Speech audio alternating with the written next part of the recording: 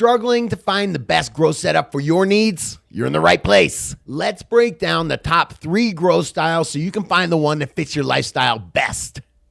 Hey, but before we do, today's video is brought to you by Real Grow Lab. If you want to connect with the best growers from all over the world, get tips and tricks on how to grow the dankest plants possible, and not have to worry about the censorship we get from YouTube, Facebook, and Instagram. Go check out realgrowlab.com. Get all kinds of great Grow Talk Q&A. Plus, see all the stuff YouTube won't let me show you in these videos. Sign up and join our growing community over at realgrowlab.com. Or download the app at the Apple or Android App Store. Now let's get back to today's video. All right, come on, High C, let's get into this one. Man, I'm afraid I feel like we're going to ruffle some feathers with this one.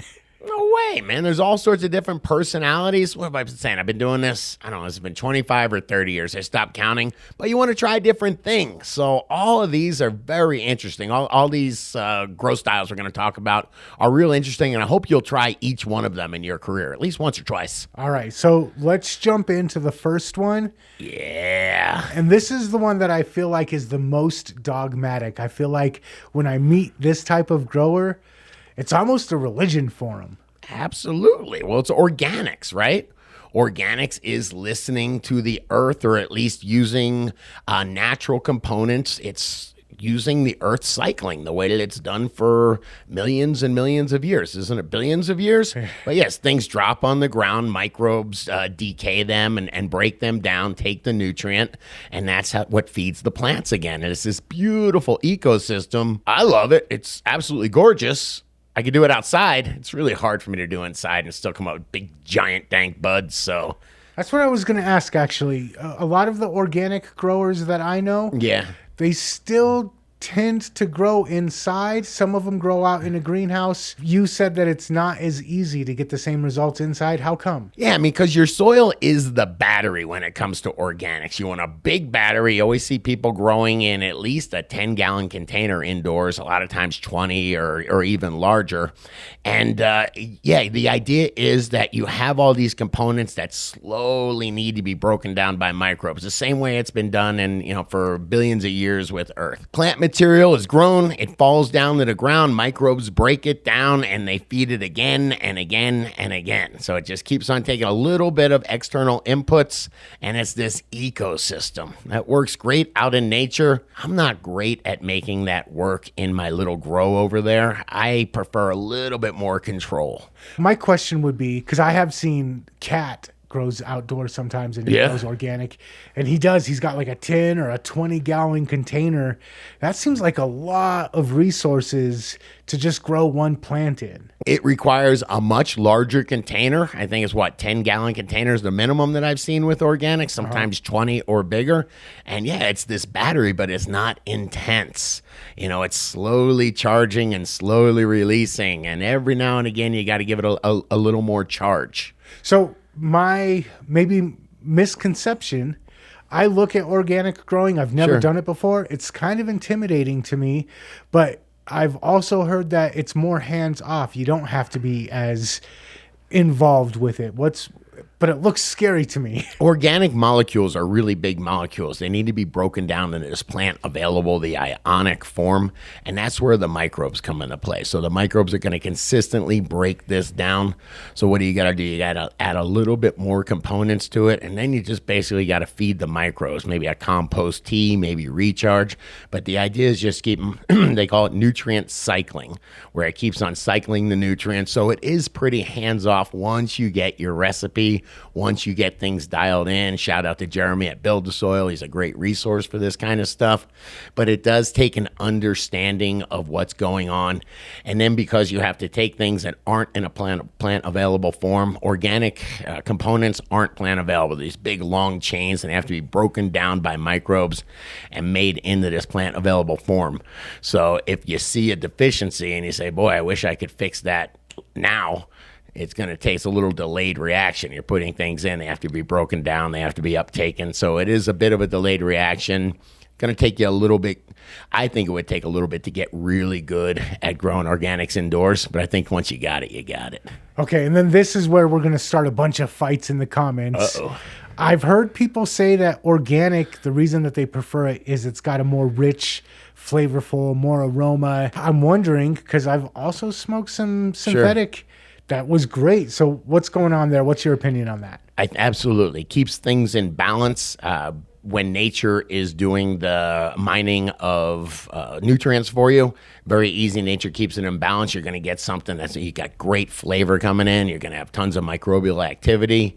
Of course, organics, you know, we all tasted organic produce and organic cannabis, and it tastes amazing, right? Uh-huh. You can also do that.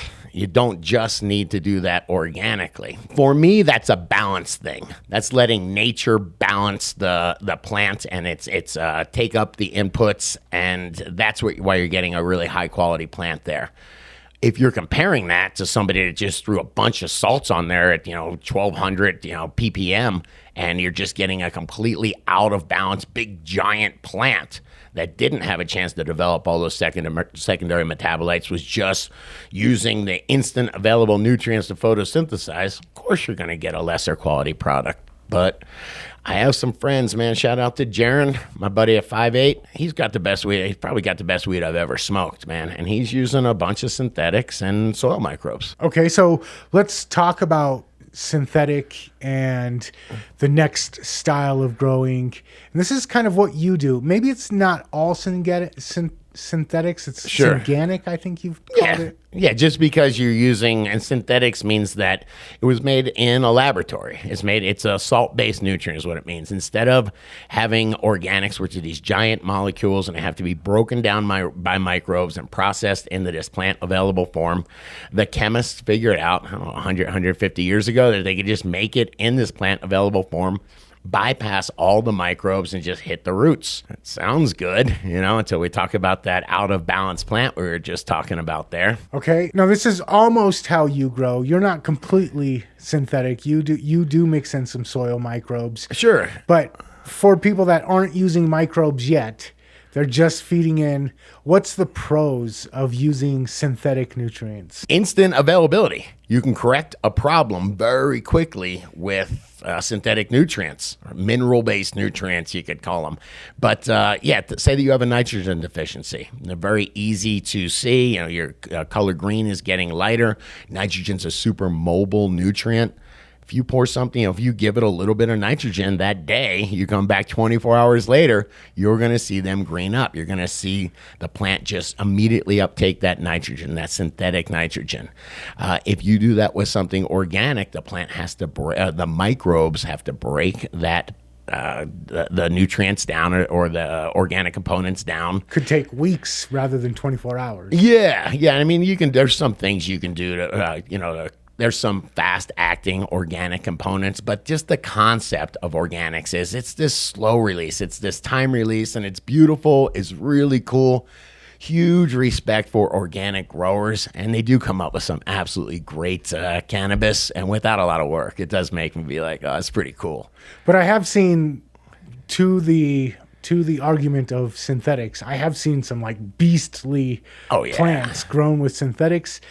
You mentioned though those secondary metabolites, and I kind of wanted to talk about recharge specifically, but adding in some organic with your synthetic. Absolutely. And when we're saying secondary metabolites, I'm thinking terpenes and cannabinoids. What's going to give me my strength and what's going to give me my flavor. And why does adding some microbes, adding some organic aspect to your synthetic setup, why does that help with that? In what we just talked about, organic gardening, the microbes are actually the miners. They're out there mining that nutrient. They're ripping it off that large organic molecule, and they're bringing it to the plant. It's almost the opposite when you're using synthetic nutrients and microbes. We're not cultivating those microbes that are going to mine nutrient now. We're going to cultivate microbes that can actually hold nutrient, that can live off it, that can either choose to deliver it to the plant or hold it in their cell walls and make more microbes out of it. They're regulators now. Instead of having them be miners of nutrient, they're regulators of nutrients when it comes to in a synganic approach. approach. And what they end up doing is keeping giant stockpiles of nutrient, plant available nutrient, right in that rhizosphere, right in the root zone where it can be used. And it is just waiting for signals from the plant. But it has all this nutrient ready to go. So you are just loading up your rhizosphere with nutrients and just waiting for the plant to signal it. So it's a great way to get super high performance, but to also get a lot of nutrition into the plant. And it feels like it's kind of doing the same thing when in organic growing, you're working with what the plant is naturally evolved for. This is also saying, hey, instead of just force feeding all these nutrients, let's use these natural microbes to do what the plant has evolved for. They're gatekeepers, basically. Definitely gatekeepers, as opposed to with organics, they're sending out someone to mine for a specific nutrient. That microbe comes back and gives it. In Synganics, what we're talking about, it's just loaded. There's folks loaded up at the port going, take my money, let me in. Okay, so let's talk about the last one. And this is the most intimidating one for me. Deep water culture, hydroponic growing, that Sure. style. What's going on there, and who is that more suited for? That's somebody that wants total control. Someone that is, hydroponics is probably the fastest growth rate that I can think of. I used to run deep water culture, which is just having an air stone with some water in the bottom of a bucket, and then you're circulating that with a very high ppm nutrient, or decent amount of fertilizer in your nutrient, and you are just growing. I mean, the growth rate on that is extraordinary. The plants look great, but they look like they just came out of a lab. Like, compared to what an organic plant looks like, this looks like Arnold Schwarzenegger in his prime. And why is it that this is it still appealing? Is it starting to lose favor with growers? I mean, it's neat. I mean, there's people that drive race cars around, right? Mm-hmm. This is be like driving a dragster around, I would think. Is it super practical? No.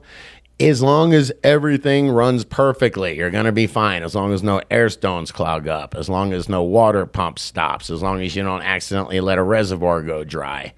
All that stuff, there's a lot more fail points in that, in deep water culture and advanced hydroponics, but it sure is fun to see your plants explode with growth. I mean, that's when you cut the stems and they're hollow inside because there's so much nutrients racing through them. Mm-hmm. So what I'm kind of thinking of this in my mind is like, if you are a driver that just wants a good, reliable car, maybe the Synganic approach.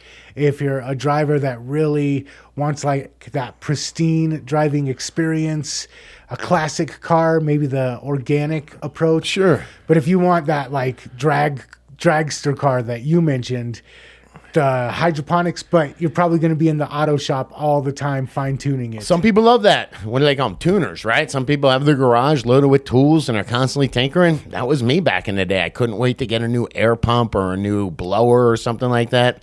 Oh, I'm going to blow more air into the roots, man. Wait till you see what happens.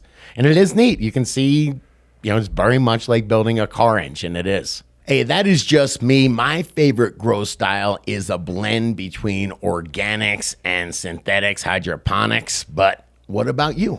What grow style suits you best? Let me know in the comments. And if you like this video, please hit that like button. Smash that subscribe button. Talk about this video with another grower you know. And check out the other couple videos YouTube's recommending. I hope you'll dig them.